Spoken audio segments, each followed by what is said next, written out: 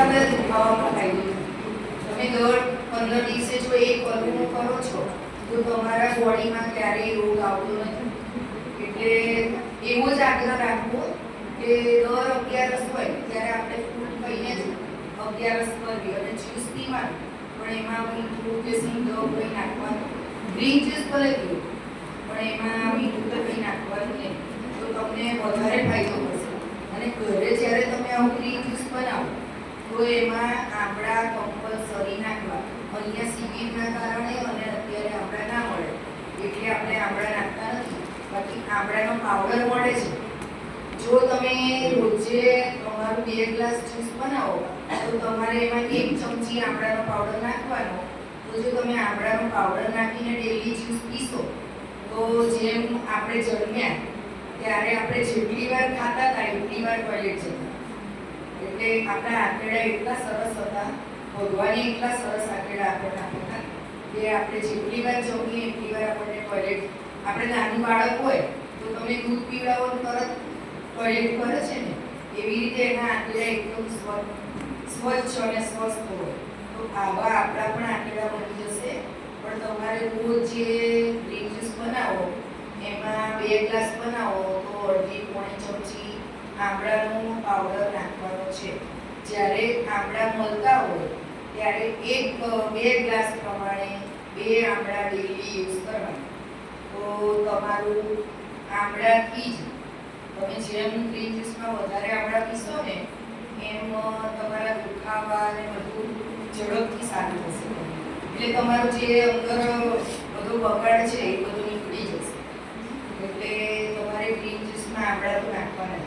અને સીધી સમજ છે પાંદડા માટેની કે એવું નથી કે પાલક, પુદીનો, કોથમીર રોજે જોઈએ છે, પણ તમારા ઘરમાં તમે તો બધા ગામડાવાળા છો એટલે ઘરે બધી વનસ્પતિ ઉગતી જ હોય. તો જાંબુના પાન, આંબાના પાન, પછી તુલસીના પાન, અને સિમ્પલ સમજ કે તમે તોડો અને દૂધ ના નીકળે એ દરેક પાંદડા પીવો. સામાન્ય સમજમાં એવું કે તમે તોડશો અને દૂધ નહીં નીકળે તો એ બધા જ પાંદડા આપણે પીવું. એટલે તમારે એ રીતે ગ્રીન જ્યુસ બનાવવાનું છે.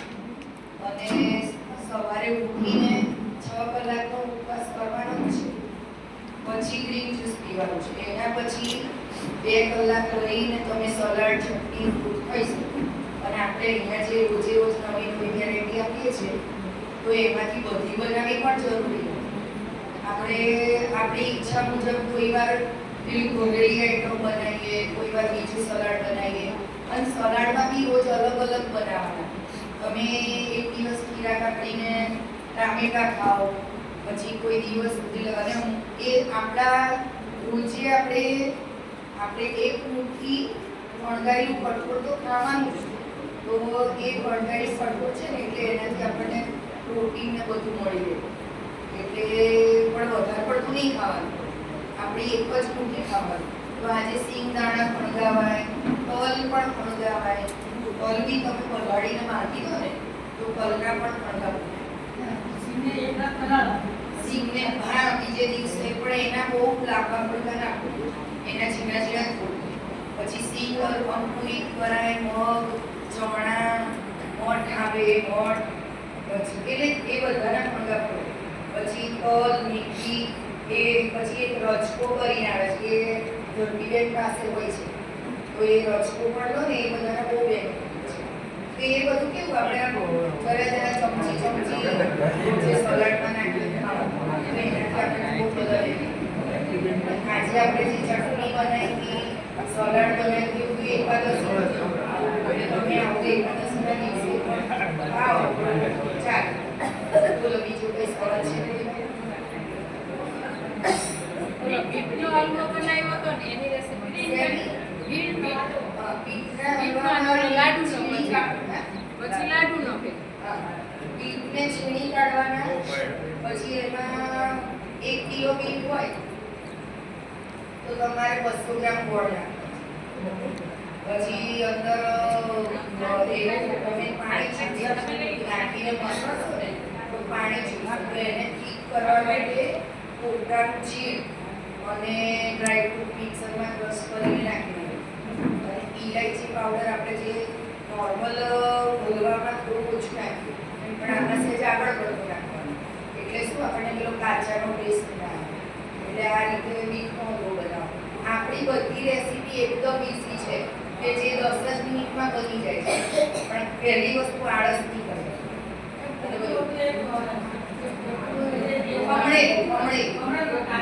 કાજુ પણ નખાય, પણ હા કાજુ પણ નખાય. આ ખમણેલું તમે કાજુ યુઝ કરો તો પણ ચાલે. જે અને આપણે પરમ દિવસે જે લાડુ બનાવ્યા છે એમાં ટોપરાની છીણ વધારે હતી. 60% ટોપરાની છીણ હતી, પછી 30% સિંગદાણાનું ટૂંકો અને 10% તલ હતા ને, પણ તલ ઓછા હતા અને અંદર મધ નાખ્યું અને વધારે મધ હતું ને થોડો ગોળ અને ઇલાયચી પાવડર અને ડ્રાયફ્રૂટ. પછી બધી મસ્તી ને લાડુ મીઠા દેવાની. એ લાડુની તમે 15 દિવસ રાખો ને તો પણ બગડે બરાબર છે. એટલે એકવાર લાડવા બનાવી દો, પછી રોજ એક લાડુ ખાઓ ચાલો. Thank you.